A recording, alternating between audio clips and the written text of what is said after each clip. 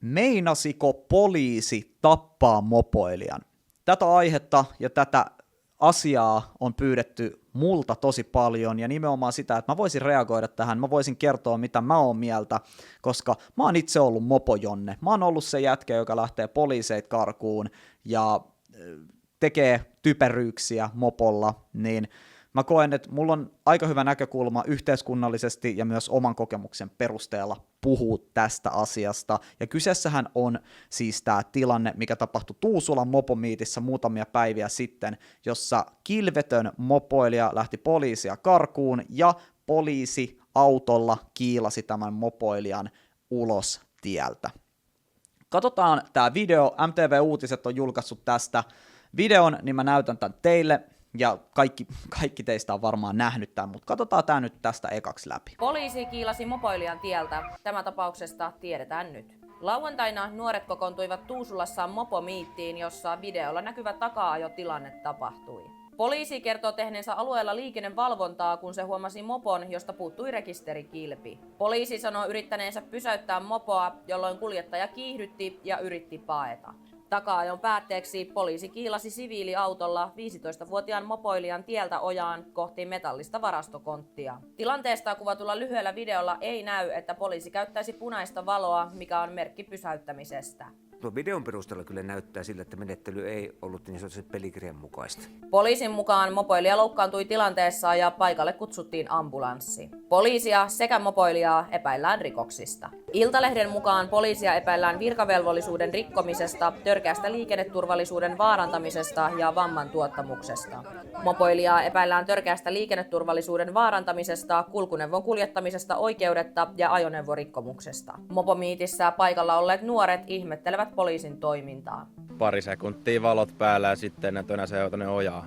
Aika surullaiset fiilikset, että kyllä poliisi olisi voinut toimia toisten tässä. Poliisi Kaikki näki, mitä tuossa tapahtui, ja mä tiedän, että tosi moni haluaa kuulla, että mitä mulla on sanottavaa. Mutta mä halusin ottaa tähän videoon sen lisäksi, että mä kerron mun mielipiteen ja kerron, mitä mulla on sanottavaa, niin toisen kaverin, joka on ollut paljon poliisien kanssa ja virkavallan kanssa tekemisissä, ja hän liittyy tähän puheluun. Hänen nimensä on Roni True, ja hän kertoo meille myös omia näkemyksiään tästä poliisin toiminnasta kyseisessä tilanteessa ja muissa tilanteissa, missä hän on ollut poliisin mukana. Tervetuloa, Roni. Jees, kiitos Jessa. Kerro, Roni, lyhyesti, kuka sä oot, mitä sä teet? Jes, eli mä oon podcast-hosti ja sisällöntuottaja, tosin myös entinen rikollinen ja Helsingin poliisin kanta-asiakas, ja mä uskon, että se on varmaan se juttu, minkä takia äijä mut pyystää. Joo, ja oikeastaan mä puhuin sun kanssa puhelimessa tossa ihan siis tunti sitten, ja me keskusteltiin tästä aiheesta hieman, ja mä sit sanoin, että Roni, että mä haluaisin, että sä tulet niinku sanoa nämä jutut, mitä sä sanoit mulle puhelimessa, niin tähän videoon, koska sun näkökulma oli mun mielestä tosi sellainen, tosi silmiä avaava ja sellainen, että mitä mä en edes ollut itse ajatellut. Mä ajattelin eka kuvata tämän videon vaan niin, että mä itse reagoin ja mä itse annan mun analyysin aiheesta, mutta sit kun äijä avasi suunsa, niin mä olin, että okei, että mun on pakko saada sut tähän messiin. Ja tosiaan, Roni, sulhan on tulos oma podcasti 17. päivä elokuuta. Just näin, me ollaan launchaamassa Janne Ranisen kanssa podcastiin nimeltä Rikollisen hyvä podcast, ja se ilmestyy Spotifyhin 17. päivä. Okei, no sä oot Roni nyt ilmiselvästikin nähnyt tämän videon ja nähnyt, mitä tässä tapahtuu, niin haluatko sä kertoa, mitä mieltä sä oot tästä kyseisestä tapahtumasta? Joo, mä oon nähnyt ton videon, ja tosi moni nuori, ketkä nykyään on siinä iässä, että on saanut ton mopokortin ja ajelee mopolla, niin varmasti ajattelee, että tämä voi olla joku uusi ilmiö, mutta itse asiassa tämä ei ole mikään uusi ilmiö. Et siihen aikaan, Jesse, kun mekin ajettiin mopoilla, niin jos joku nyt teki niin hölmösti, että lähti vaikka mopolla poliisiin karkuun, niin oli yleisessä tiedossa, että poliisi voi kiilata tai lyödä ovella tai prätkäkyttä saattaa potkasta sua. Ja silloin oli vielä vähän semmoinen kirjoittamaton sääntö, että jos sä lähdet karkuun ja pelkäät tätä kiilausta, niin heitä kypärä pois tai nosta kypärä ylös, että silloin poliisi ei näin saa tehdä. Mutta joo, mä näin ton videon ja oli aika niin kuin mun mielestä tosi vaarallinen se tilanne, missä se poika kiilattiin, ja mun mielestä kyse ei ole tietenkään siitä, että poliisi ei tässä yrittänyt puuttua rikokseen. Totta kai, jos sä ajat, mä en tiedä tismalleen mikä se tilanne, koska sitä päivittyy koko ajan, mutta vissiin ei ollut kilpiä mopossa, ajo ylinopeutta ja ajo sen verran ylinopeutta, että mopo oli varmasti viritetty. No siis, tässähän mentiin mopomiittiin. Joo, siis joidenkin lähteiden mukaan, median lähteiden mukaan toi vauhti olisi ollut jossain 8-90 välissä, mutta näähän on siis vahvistamattomia tietoja, mutta sanotaan tällainen, että jos se olisi ollut vaikka niin kuin 70 ja 90 välissä, niin sehän on huomattava ylinopeus.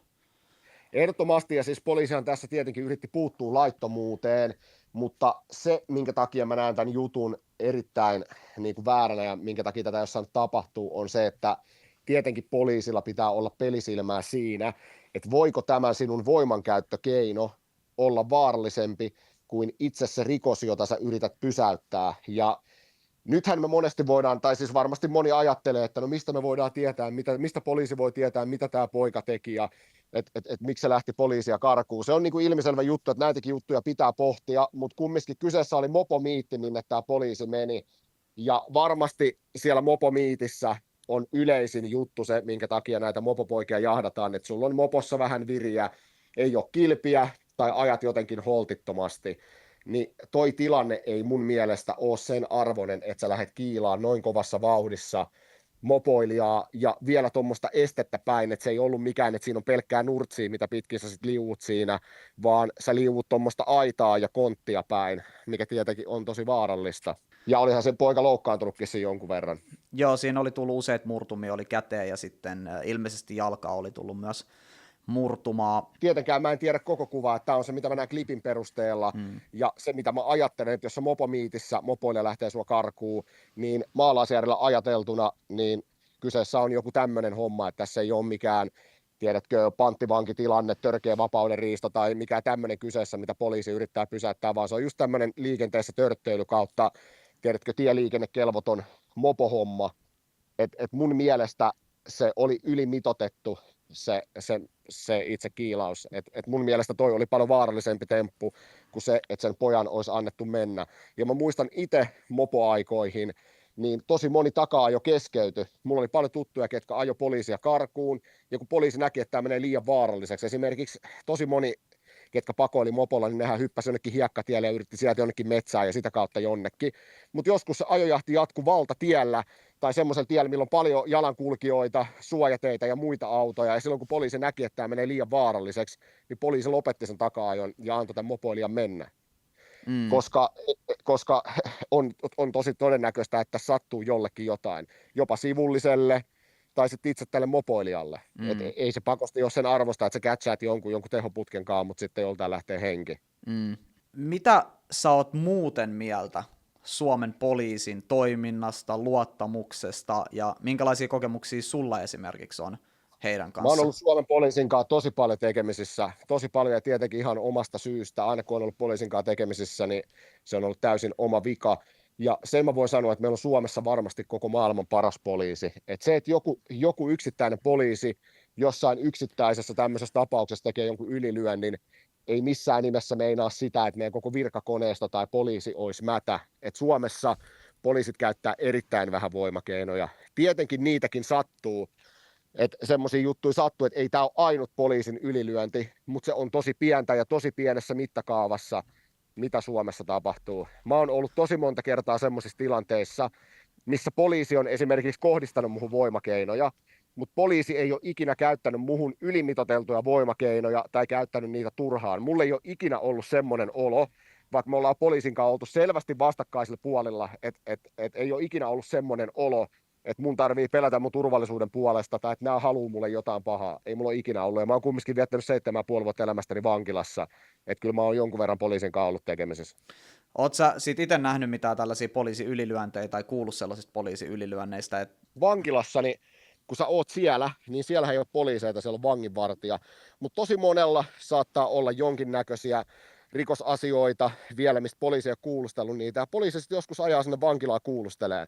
Niin mulla kävi kerran näin, että mun sellikaveri kuulutettiin sinne toimistoon, ja sille kerrottiin, että poliisi tulee kuulustelemaan sua. Tämä mun sellikaveri tuli sinne selliin takas, ja sitten oli tosi ahdistunut ja sanoi, että ei vitsi, että mulla on joku vanha juttu vielä tuo roikkumassa, että saattaa tulla lisää tuomioja. Sitten poliisit tuli ja kuulusteli tämän tyypin, ja tämä kaveri tuli takaisin mun selliin, ja kertoi, että kyse oli semmoisesta jutusta, että hän oli joskus ollut Pasilan poliisivankilassa vuosia sitten, ja häntä oli pahoinpidelty siellä. Jostain syystä hän oli varmaan ollut hankala tai jotain muuta, niin häntä oli pahoinpidelty siellä, ja hän ei ollut nostanut siitä mitään syytettä tai tehnyt aamulla mitään valitusta, että se oli ollut vaan semmoinen homma, että hän oli ollut hankala, sitten siihen oli kohdistettu liiallisia voimakeinoja, ja oikeasti pahoinpidelty siellä. Ja sitten poliisin toimesta, eikö niin? Poliisin toimesta, ja sitten sen jälkeen hänet kuulusteltiin vaan siitä rikoksesta, mistä hän oli siellä, ja asia unohtui. Niin nämä poliisit oli saanut käsinsä semmoisen listan, jossa oli kasa rikoksesta epäiltyjä, kenen poliisi oli kohdistanut näitä ylimitoitettuja voimakeinoja. Ja tämä lista oli päätynyt poliisin käsiin niin, että siellä oli ollut joku poliisi, joka oli ollut jäämässä eläkkeelle, niin hän oli kirjoittanut kaikessa hiljaisuudessa joltain aikajaksolta X nimiä ylös näistä epäilyistä, rikoksesta epäilyistä, kenen oli kohdistettu näitä, ja kun se päivä tuli, että hän jäi eläkkeelle, hän toimitti sen listan jonnekin korkeammalle taholle, ja sitten poliisi rupesi heti niitä tutkimaan ja kuulustelemaan niitä tyyppejä, kenen nimiä siellä listassa oli, ja kysyi tietenkin kaikilta, että haluatteko nostaa syytteitä, ja täällä on ollut tämmöinen, että ei ole kohdistettu väkivaltaa. Tosi mielenkiintoista, ja tehän käytte näitä keissejä läpi paljon enemmän myös siellä teidän omassa podcastissa. Mikä teiltä nyt tulee?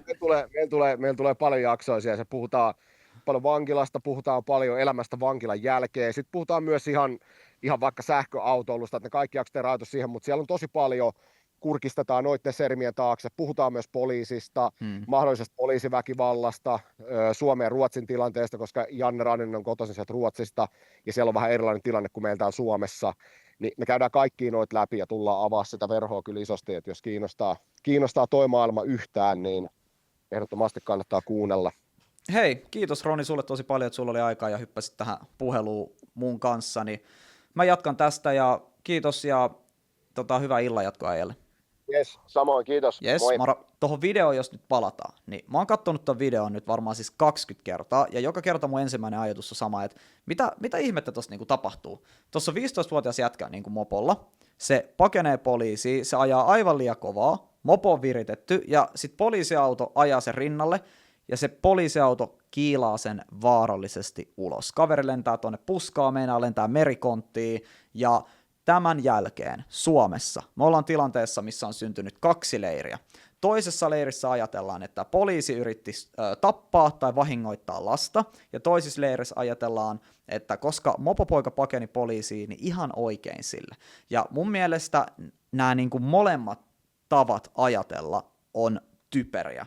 Ja mä oon niin kuin tästä asiasta vähän eri asemassa puhuu kuin muut ihmiset, koska mä oon vähän niin kuin ollut toi jätkä, en tietenkään kirjaimellisesti toi jätkä, vaan niin kuin samassa asemassa. Mä oon virittänyt mun mopoa, mä oon ajanut ylinopeutta, mä oon ajanut poliisia karkuun, ja kyllä, poliisia karkuun lähteminen oli tossa maailmassa sitä, tai niin kuin sellainen asia, mitä pidettiin hauskana tai siistinä, ja jälkikäteen ajateltuna tälleen 30-vuotiaana perheen isänä, se oli ihan saakelin typerää, että kun sä oot 15-vuotias, sun riskien arviointi ei ole sillä tasolla, että sä mietit siellä niin kuin mopon selässä, että hetkinen, että jos mä ajan tästä nyt 90, vedän risteyksestä läpi, niin mä voin tappaa esimerkiksi itseni tai sit jonkun muun, jos mä ajan jonkun päältä. Että sä mietit enemmänkin sitä, että nyt mennään vaan täysiin. Ja just siksi aikuisilla ihmisillä, ja erityisesti niin kuin poliisilla, on tässä tilanteessa aivan eri vastuu kuin sillä 15-vuotiaalla.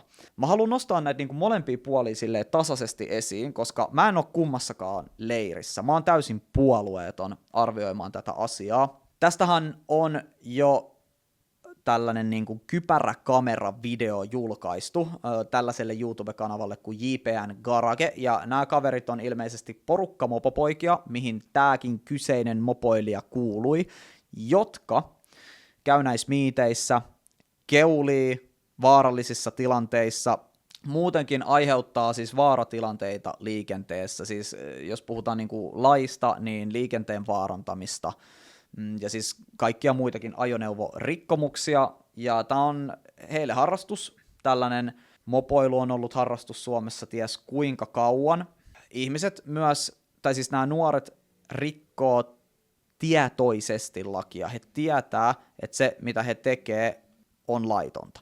Ja kuuntelin, kun tuolta ulkoa kuuluu jotain mopon pärinää, joku ajaa tosi kova, tai on tosi toi kovaääninen putki, niin tässä on 3 minuutin video käytännössä tästä tapahtumasta, että mitä tässä niinku tapahtuu, ja niin kuin tuossa Maikkari-uutisessakin mainittiin, niin pysäytysvalothan ei ollut päällä, eli punainen vilkku ei välkkynyt, vaan ihan noi hätävilkut oli päällä, niin katsotaan tää. Tämän videon nimi on Poliisi kiilaa 100 km/h vauhdeista aitaan, mutta vielä eilen tämän videon nimi oli Poliisi kiilaa 100 km/h vauhdeista aitaan, getis fail, eli getis tarkoittaa get away, eli tällaista tarkoituksellista poliisia karkuun ajamista, niin tässä herää myös kysymys mun puolelta, että yritettiinkö tässä tahallisesti saada tällainen getis-tilanne, eli get away, eli karkuun lähtötilanne, klipille, jotta sitä klippiä voidaan myöhemmin käyttää esimerkiksi YouTubessa, TikTokissa, Instagramissa, ja tätä kautta saada näyttökertoja ja tällaista tietynlaista niin kuin hyväksyntää, haippia ja kovan jätkän mainetta sosiaalisessa mediassa. Tämä on mun kysymys, ja tämä on sellainen asia, mitä kaikki voi pohtia, mutta kyllähän siihen on joku syy, että toi getis-sana on poistettu tosta otsikosta, koska tämä oli... Se ei ole sivullinen, ketä tän on laittanut tänne YouTubeen, vaan se on heidän porukka. Eli tämä porukka, joka mopoilee yhdessä, ilmeisesti niin kuin useammasta mopoilijasta koostuva porukka. Ja tämän videon löytää YouTubesta vaan tälleen näin. Poliisi kiilaa 100 km/h vauhdeista aitaan, ja katsotaan tämä video, tämä on tosiaan 3 minuuttia. Niin.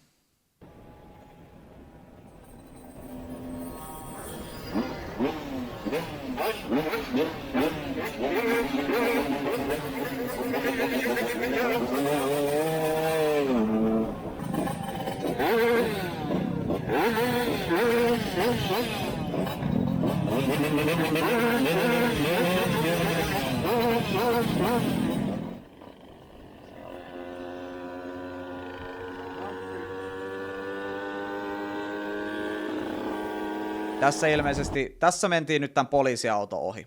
Eli tässä kohdassa, 2 minuutin kohdalla mentiin tämän poliisiauton ohi. Ja poliisiauto sitten ilmeisesti lähtee aika äkäisesti perään. Hän katsoo vielä taakse. Tämä kyseinen kaveri. Katsoo uudestaan. Ja tajus, että poliisiauto nyt lähti perään ja hän lähtee kiihdyttämään. Katsoo vielä. Lisää kaasua. Nyt mennään jo niinku reipasta ylinopeutta. Poliisiauto tulee, ja poliisiautohan ei ole suoraan tämän kaverin takana, eli jarrutusmahdollisuus oli mahdollinen tässä, että mopolla ajava henkilö olisi jarruttanut, mutta mä oon itse ollut samassa tilanteessa. Eihän niinku 15-vuotias poika ei ajattele sitä, että nyt mä lyön jarrut lukkoon ja ok, niinku en aiheuta vaaratilannetta, vaan 15-vuotias mopoilija näkee sen tilanteen näin. Poliisit ajaa mua karkuun, adrenaliini pumppaa kehoon ja mä painan vaan kaasua niin paljon kuin mä pystyn, koska kilpiä ei ole mopossa. Tämä tieto oli nyt tullut medialle, että kilpiä ei ollut mopossa, niin se kiinni jäämisen mahdollisuus on, niin kuin, se on hyvin pieni, koska sitä rekisterikilpeä ei pystytä niin kuin, lukemaan. Ja kelataan vielä taaksepäin. Katsotaan näkyykö tuosta pikkupeilistä, että onko siinä ollut pysäytysvalot niin kuin missään vaiheessa. Jos on toi pikkupeili, niin katsotaan. No ainakaan ei mun silmään osu, eikä siinä toisessa videossakaan näkynyt, että olisi pysäytysvalo. On siniset valot, poliisi on yksin autossa. Yleensä on niin kuin pari valjakko siellä autossa, mutta tässä nyt ilmeisesti ja mediatietojen mukaan on yksi poliisi ollut tässä autossa ja tehnyt yksin tämän päätöksen. Ja tää näyttää todella pahalta.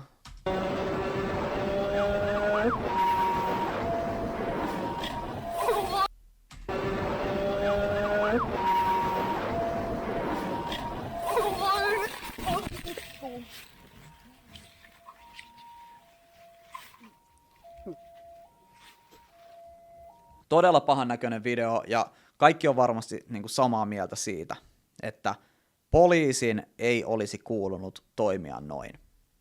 Ja jos sä olet eri mieltä tästä, niin, niin mä en tiedä, mitä mä sanon sulle, koska on vähän niin kuin Roni tuossa toi niin kuin aikaisemmin esiin, että onko mopopojan kiinni saaminen ylinopeudesta tai liikennerikkomuksesta sen arvoista, että hän mahdollisesti vammautuu tai kuolee. Ja mun mielipide on se, että ei ole. Se ei ole sen arvoista. Mutta myöskään mä en halua puolustella tätä mopopoikaa, koska poliisia ei kuulu lähteä karkuun. Se on niin, saman tien kun hän lähti karkuun, ajoi ylinopeutta, vaaransi liikennettä, hän rikkoi useampaa lakia. Jos poliisi lähtee sun perään ja näyttää pysähtymismerkkiä, tässä ilmeisesti sitä ei oltu näytetty. Mä en ole nähnyt, että sitä on näytetty. Mutta jos poliisi lähtee sun perään ja vaatii sua pysähtymään, niin sä pysähdyt, jos sun mopo on viritetty ja sä jäät siitä kiinni, sitten sä kärsit niin kuin ne seuraukset. Se kuuluu siihen asiaan. Ja jokainen meistä, esimerkiksi kun me oltiin mopoikäisiä, jokainen meistä ymmärsi sen riskin. Me lähdetään virittämään meidän mopoi, me ajetaan ylinopeutta, niin jos me niin kuin jäädään siitä kiinni, että me toheloidaan, niin silloin me niellään ne seuraukset. Me maksetaan ne kevariverot, me otetaan se kortti, tai siis meiltä otetaan se kortti kuivumaan. Mä en tiedä tasatarkkaan niin kuin nopeasti tämä kaveri ajo, mutta about 7-80 julkisella tiellä on oikeasti ihan hiton vaarallista. Sä voit kuolla itse, sä voit vammauttaa niin kuin jonkun muun, mahdollisesti myös tappaa jonkun muun jalankulkijan, tai sä voit ajaa jonkun auton kylkeen, auton perään, toiseen moottoriajoneuvoon, ja silloin niin kun, jos sulle käy jotain niin, että sä esimerkiksi ajat johonkin toiseen moottoriajoneuvoon, niin se ihminen, joka on kuljettanut sitä moottoriajoneuvoa, johon sä törmäät, kärsii koko loppuelämänsä omatunnon tuskista siitä, että oliko se hänen vika vai kenen vika se oli. Mä en romantisoi itse ollenkaan tätä niinku mopomeininkiä, vaikka mä oon itse nuorempaan tehnyt niinku vastaavia temppuja. Päinvastoin mä tiedän, miten niinku riskialtista ja jopa typerää se on. Mutta tää on niinku iso mutta. Se, että toinen ihminen tekee väärin, ei tarkoita sitä, että poliisi saa tehdä ihan mitä tahansa. Koska se pitää kuitenkin pitää mielessä. Tässä on kyseessä 15-vuotias poika. Katsokaa tätä vielä niin kuin yhden kerran uudestaan. Mä laitan tähän kohtaan, missä toi niin kiilaus tapahtuu.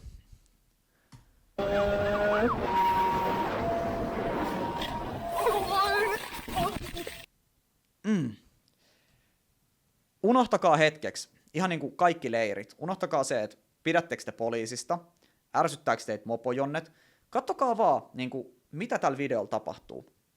Koska mun on tosi vaikea katsoa tätä ja ajatella, että hei, tää näyttää turvalliselta tavalta pysäyttää kaksipyöräinen ajoneuvo.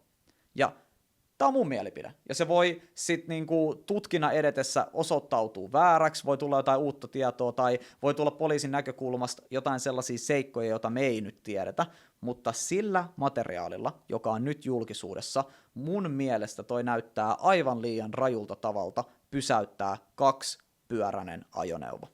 Mä tiedän jo, mitä jotkut tulee kirjoittaa tohon alle, ja se on niinku tällaisia juttuja, että hei Jesse, et se ajo 90. Joo.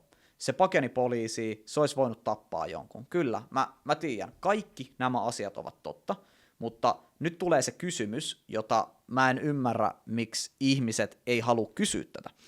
Jos tilanne, koko tämä tilanne, on jo vaarallinen sen takia, että 15-vuotias teinipoika ajaa mopolla about 80, niin muuttuuko tämä tilanne turvallisemmaksi sillä keinolla, että sen viereen ajetaan autolla, mikä painaa tuhansia kiloja, ja se kiilataan tällä niin kuin ajoneuvolla, siis autolla ulos tieltä, suistetaan ulos tieltä. Ja tämä ei ole mikään retorinen kysymys, vaan mä oikeasti haluan vastauksen tähän, että muuttuuko se tilanne turvallisemmaksi. Mitä sä voit tuohon vastata? Mopossa ei ole turvavöit, ei ole turvatyynyi, ei ole ympärillä 1,5 tonnin metallikoria, koska jos sä lähdet mopolla tos vauhissa nurin, niin sun kroppa pysähtyy tasan tarkkaa siihen, mihin se sattuu osumaan. Ja tässä oli ilmeisesti siis ihan senttien päässä tollanen rautainen merikontti, mihin tämä nuori poika olisi voinut kiskautua. Tämä on se syy, miksi mä en hyväksy sitä ajattelua, että no, mitäs lähti karkuun. Me ei Suomessa jaeta poliisin toimivaltuuksia sillä perusteella, että joku ihminen tai tekeminen vituttaa meitä tarpeeksi paljon. Sitten sieltä oltiin töhölty poliisin puolelta muutakin, että tultiin tällaisella typerällä lausunnolla julkisuuteen, käytännössä valehdeltiin tai yritettiin alaspelata tätä tilannetta. Että tälleen media-alan ammattilaisena itse mun vinkki Suomen poliisille tässä on se, että kannattaa niin kuin odottaa hetki ja tutkia sitä asiaa ennen kuin antaa lausunnon julkisuuteen. Nopeasti siihen, että tämä... Koska tässä nyt on se lausunto. Tilanne päättyy hyvin nopeasti siihen, että tämä kyseinen mopo suistui. Eli poliisi MTVlle Tuusulan tapahtumista. Kyseinen mopo suistui tieltä. Hyvin nopeasti siihen, että tämä kyseinen mopo suistui tieltä. Eli siellä Tuusulassa järjestettiin tämmöinen mopomiitti, minkä yhteydessä poliisipartio suoritti siellä liikennevalvontaa. Valvonnan yhteydessä partio havaitsi mopon, joka oli kilvetön. Tämä kyseinen mopo lähti ajamaan poliisipartiota karkuun suurella tilannenopeudella. Tilanne päättyi hyvin nopeasti siihen, että tämä kyseinen mopo suistui tieltä, minkä jälkeen tämä kuljettaja otettiin sitten poliisin haltuun. Tämä on erittäin ongelmallinen tilanne, ja tämä oli se hetki, kun Suomen poliisi menetti luottamustaan kansalaisten silmissä. Joka ikinen ihminen näki, että se ei suistunut tieltä. Tieltä suistuminen tarkoittaa ihan jotain muuta kuin mitä tuossa tilanteessa tapahtuu. Suomalaiset luottaa poliisiin tosi paljon, ja mä en halua tällaisen yhden tapauksen perusteella, että aletaan rakentaa jotain narratiivia siitä, että Suomen poliisi olisi joku läpimätä instituutio, koska meidän ei tarvitse niin kuin kansalaisina normaalisti pelätä sitä, että liikennepysäytyksessä poliisi vetää aseen esiin ilman syytä. Meillä ei ole samanlaista poliisia ja kansalaisten välistä suhdetta kuin esimerkiksi Jenkeissä. Suomessa voi nähdä poliisin kadulla ilman, että niin kuin sun eka ajatus on pelko. Tiedättekö te, mikä olisi hyvin vaarallinen tapa ajatella? Se, että koska instituutio on yleisesti luotettava, sen yksittäisiä tekoja ei saisi arvostella. Luottamus ei ole sellainen, että se ansaitaan yhden kerran, vaan luottamus pitää ansaita koko ajan uudestaan. Jos joku poliisi toimii oikein, hyvä, se on se, mitä häneltä odotetaan. Jos joku poliisi toimii väärin, se tutkitaan. Ja jos joku poliisi ylittää toimivaltuutensa tai tekee selvän ylilyönnin, siitä pitää tulla seurauksia. Se ei ole kysymystäkään, ei niin kuin mitään kysymystä. Ja näin luotettava instituutio nimenomaan toimii. Musta on niin kuin jotenkin vaan lapsellinen ajatus, että sun pitäisi valita, kannatatko poliisia vai tätä mopopoikaa. Miksi mun pitäisi kannattaa esimerkiksi kumpaakaan? Mä kommentoin tekoja ja mun mielestä tämä mopopoika teki typerästi, kun se lähti karkuun.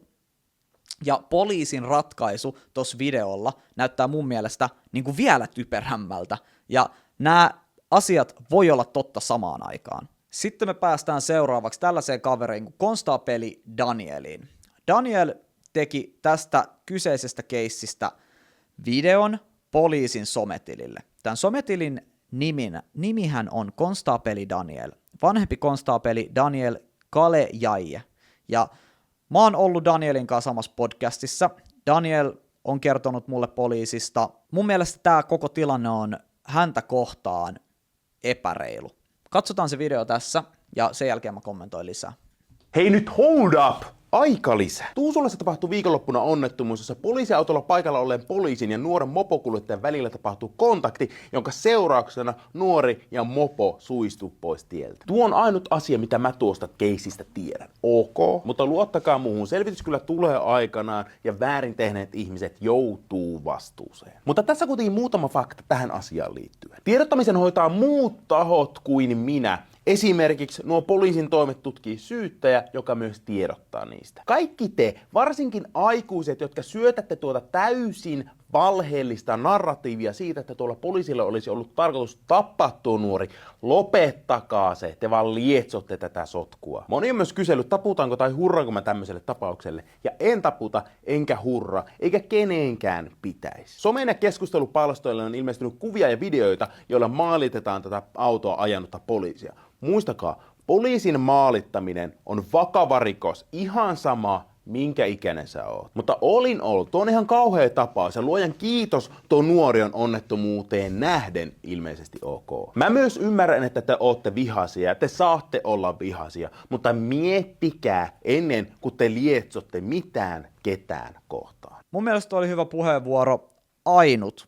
Ainut asia, Daniel, mitä mä olisin sanonut eri tavalla, ja mä tiedän, että tää sisältö, jonka sä oot tässä tehnyt, niin se on ollut sun esihenkilön ja varmasti hänen esihenkilön hyväksymä. Ja voi olla hyvin mahdollista, että Daniel olisi halunnut käyttää erilaisia ilmaisuja tässä keskustelussa tai tässä itse videossa, mutta hän ei niin voinut tehdä, koska hän on poliisi. Kaikkien pitää ymmärtää, että hän toimittaa viraa. Hän on virassa oleva poliisi. Täällä kysellään, että onko tämä Suomen poliisin virallinen video, onko tästä poistettu kommentteja, mitäs toi rikoslain, toi. Ja sitten täällä oli aikaisemmin, kun mä näitä selailin näitä kommentteja, niin siis suoraan Danieli siis vaan haukuttiin, sanottiin, että hän on muunaton ja sä et uskalla sanoa suoraan, miksi sä kutsut sitä kontaktiksi.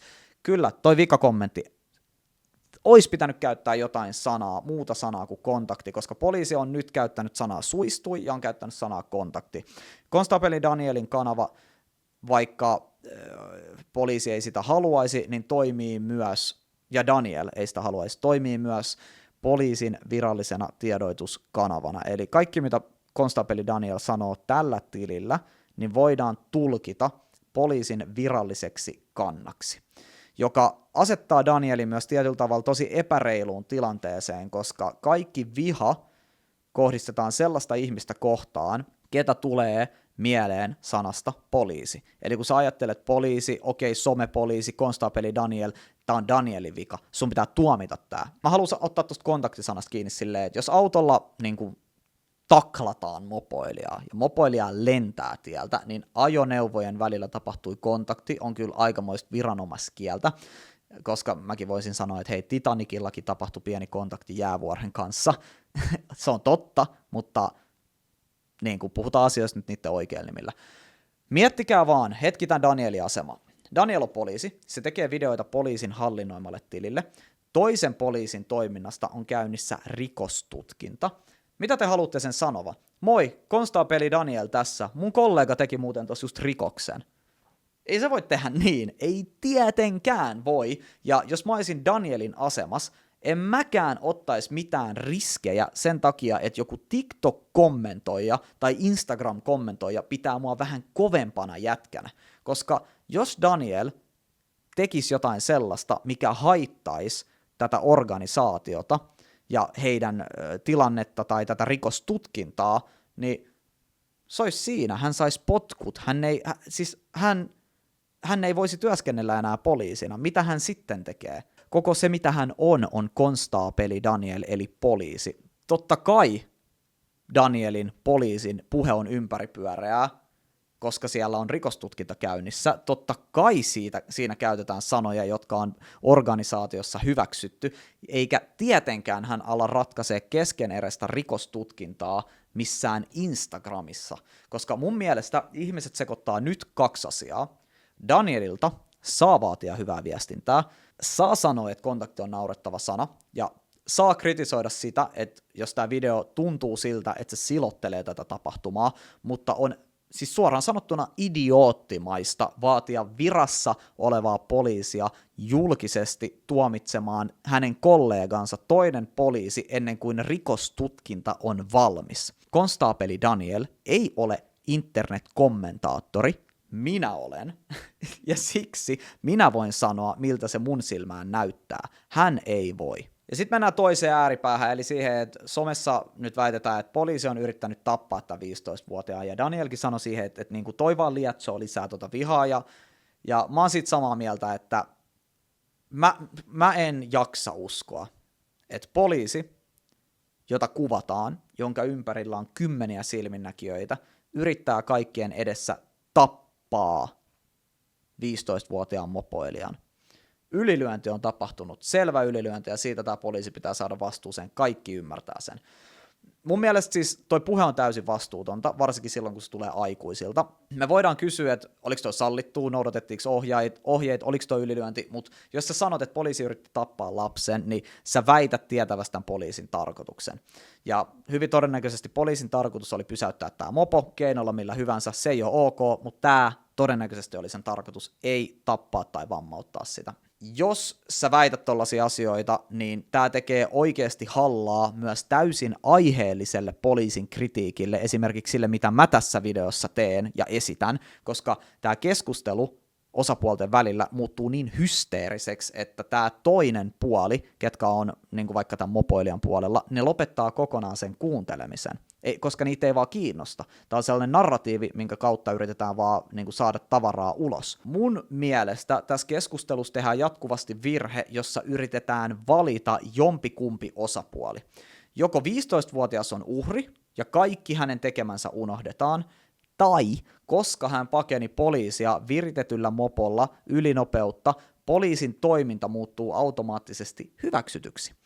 Molemmat voi tehdä väärin samaan aikaan. Mopoilijan pitää vastata omista teoistaan, mutta poliisilla on tässä tilanteessa enemmän koulutusta, enemmän valtaa ja siinä tapauksessa myös enemmän vastuuta.